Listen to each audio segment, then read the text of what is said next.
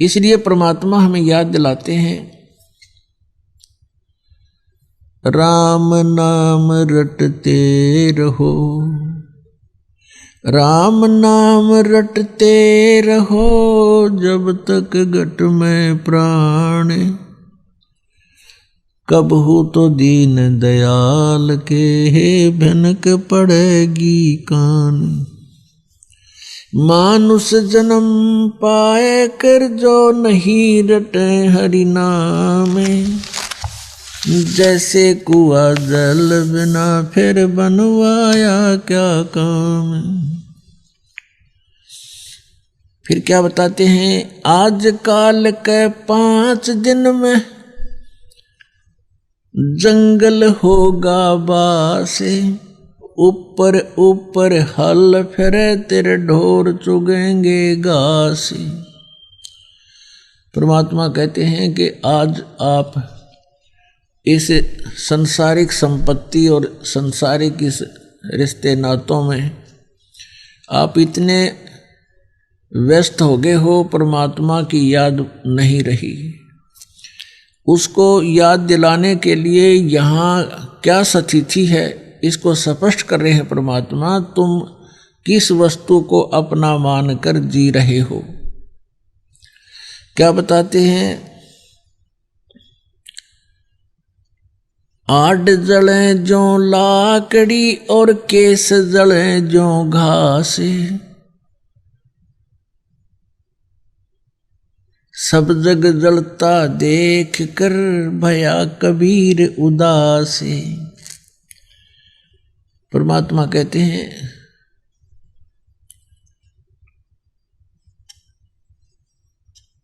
कि आड जले लकड़ी ही जले, ये जले जलावन हारे, एक कबीरा नहीं जले जो है नाम आधार। अब क्या बताते हैं कि जैसे किसी की मृत्यु हो जाती है, उसको उठाकर ले जाते हैं, सभा करते हैं, अंतिम संस्कार करते हैं, तो परमात्मा कहते हैं कि जो जलाने वाले हैं वो भी एक दिन यहीं पर जलेंगे, और ये सब जग जलता देखकर अब किसते करूं पुकार। यानी सभी इसी स्थिति के प्राणी हैं, इनसे किससे अर्ज करूं जो मुझे इस भयंकर कष्ट से बचा दे। तो परमात्मा से ही हमारे ये कष्ट निवारण होंगे। दुनिया से ती दोस्ती या होए भजन में भंग, एका एकी राम से साधों के संग। कुलकर्णी के कारण ये अंसा गया बिगोए, तब कुल क्या कर लेगा जब 4 पांवों का होए। अब तो पुण्यात्मा परमात्मा की भक्ति के अंदर बहुत सी बाधाएं काल ने पैदा कर रखी हैं। कुछ तो लोक लाज के कारण परमात्मा से दूर रहते हैं। अब भगवान स्वयं आकर बताते हैं कि कुलकर्णी के कारण, जैसे आप क्रियाएं करते हो पिछली परंपरा के आधार से, और वो क्रियाएं परमेश्वर की भक्ति में बाधक हैं, वो मना कर दी गई हैं कि ये नहीं करना तुमने। अब लोक लाज में आकर के आप उनको कर देते हो, तो परमात्मा कहते हैं कुलकर्णी के कारण ये हंसा गया बिगो, इसने अपना भक्ति नाश कर ली। और फिर ये कुल के कर लेगा जब तू 4 पाया का हो, गधा बन का खड़ा हो गया, तो ये कुल तुझे कहाँ सहारा देगा। तो इन बातों ने याद करके संघर्ष करना पड़ेगा। कुल खोए कुल उबरे, कुल रखें कुल जाए, राम ने कुल कुल भेंट ले, सब कुल रहा समाए। अब परमात्मा कहते हैं यदि तुम अपने कुल के बचाव के लिए कि हमारा जो है भाईचारा बना रहे,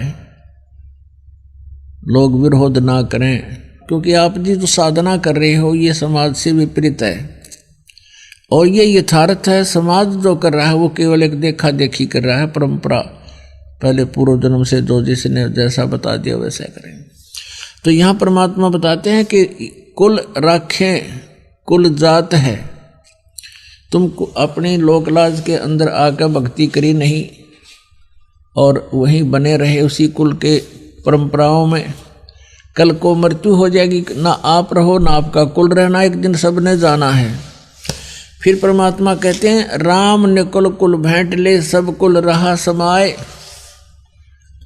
इस परमात्मा वाले कुल में तू आ जा, ये आपका भगत कुल है, ये राम कुल है और इसमें आप वो तो चले जाएंगे जो भक्ति नहीं करते, पशु पक्षी बनेंगे, उनका तो वहां कुल हो जाएगा और आपका फिर जन्म होगा, या तो पार हो जाओगे सतलोक में, हमारा कुल होगा, और यदि पुनर्जन्म हुआ तो किसी भक्त आत्मा के घर आपका जन्म होगा और फिर से भक्ति मिलेगी। और जिस कुल के कारण आप भक्ति छोड़ देते हो, ना वो रहे ना आप रहोगे, अगले जन्म में अपने संस्कार बस कोई कहीं जन्म लेगा, कोई कहीं जन्म लेगा। कबीर वो दिन याद करो, कबीर वो दिन याद करो, पग ऊपर तलसी से, अब मृत मंडल में आके तू भूल गया जगदीश। माँ के गर्भ में, माँ के गर्भ में ये प्राणी बहुत कष्ट में होता है। माँ के गर्भ में 9 महीने इसको इतना कष्ट होता है जैसे किसी व्यक्ति को कोढ़ लगा हो और सारा जीवन वो कोढ़ से दुख होता हो, कुष्ठ से। इतना कष्ट आपको माँ के गर्भ में उस पीरियड में हो जाता है। तो उस समय ये परमात्मा से बार बार प्रार्थना करता है, हे प्रभु, हे मालिक, एक बार इस नरक से निकाल दो। वहाँ इसको याद भी होता है कि तू ये कष्ट किस लिए भोग रहा है, उसको याद होता है उसमें कि मैंने पहले बहुत से मनुष्य जन्म प्राप्त किए, साधना की नहीं, और जिस कारण से 84 लाख योनियां भी भोगी, कुत्ते गधे सुअर के जीवन उसको खूब याद आते हैं, फिल्म चलती रहती है उसकी। तो फिर ये कहता भगवान एक बार इस नरक से निकाल दो, सदा आपको याद करूँगा, परम संत की खोज करूँगा जैसा कि आपने बता रखा है, और सत साधना करूँगा भगवान, केवल अपने पेट के लिए कार्य भी करूँगा लेकिन आपकी याद नहीं भूलूंगा। अब परमात्मा कहते हैं बाहर आ जाता है प्राणी और आते ही सबसे पहले भगवान भूलता है, बाकी सारी बकवाद याद कर लेता है। शराब पीनी, मांस खानी, सिनेमा देखना है और 36 फंड, बड़ी कोठी कार बनानी, तो कहते भगवान बोल कर सब कुछ याद कर लेता है ये। फिर परमात्मा ही याद दिलाने आते हैं उसको। अब क्या कहते हैं प्रभु, कबीर वो दिन याद करो, पग ऊपर तलसी से, इब मृत मंडल में आके तू भूल गया जगदीश।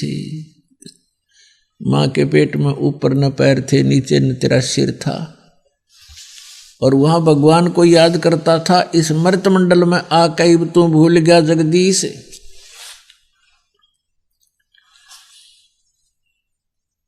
अब क्या बताते हैं परमात्मा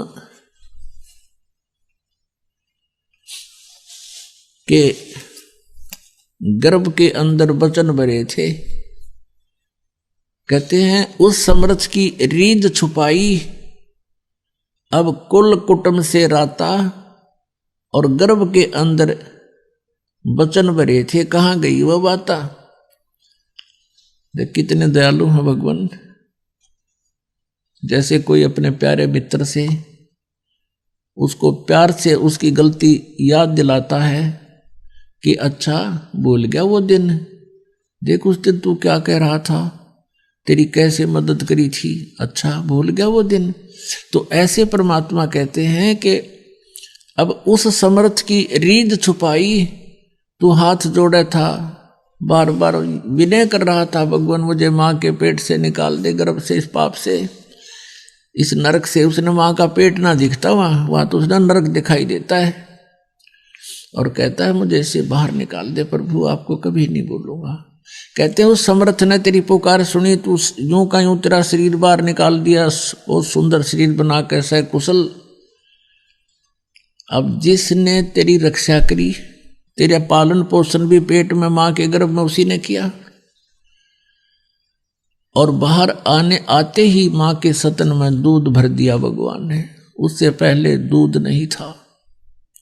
तो कहते हैं उस समर्थ की रीझ छुपाई, अब तू इस कुल कुटुंब में राता, इसमें लीन हो गया, रत हो गया, और गर्भ के अंदर वचन भरे थे, कहां गई वो बात।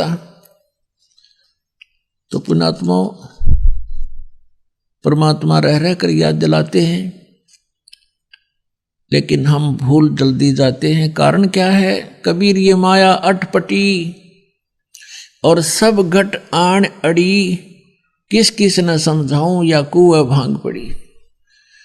परमात्मा कहते हैं काल ने इस त्रिगुणमयी माया की, इस झूठे सुख रूपी, ये सांसारिक सुख, भौतिक सुख रूपी ये भांग डाल रखी है ब्रह्मांड में, रूपी कुएं में, और इस जल को जिसने भी पी रखा है वो सब मस्त हो गए। उनको याद है को नहीं, कार कोठी संपत्ति संतान, तीसरी चीज याद नहीं इनके। वो तीसरी चीज भगवान याद दिलाने आते हैं स्वयं ही आपको।